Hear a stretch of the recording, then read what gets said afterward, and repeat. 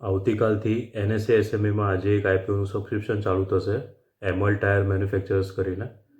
હવે આ કંપનીની આઈપીઓ સાઇઝ 49.26 કરોડ છે.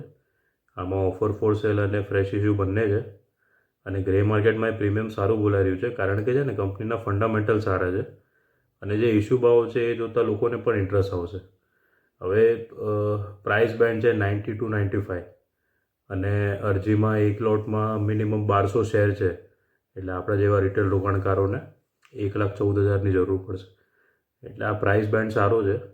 2002માં આ કંપની સ્થપાઈ હતી. ગ્રીક સ્ટાર બ્રાન્ડ કરીને આ એમના પ્રોડક્ટ્સનું બધું સેલિંગ કરે છે.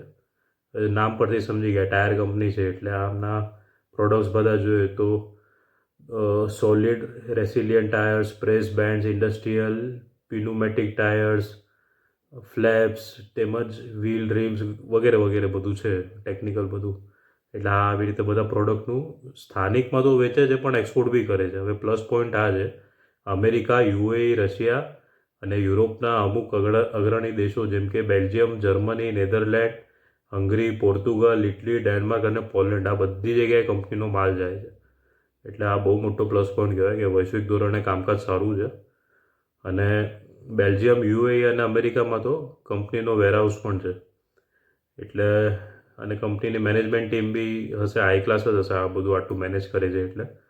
અને કસ્ટમાઇઝ પ્રોડક્ટ ઓફરિંગ પણ કરે છે અને કસ્ટમર બેઝ એટલે જ સારો છે, કેમ કે આ રીતે કસ્ટમાઇઝ ઓફર કરે છે એટલે.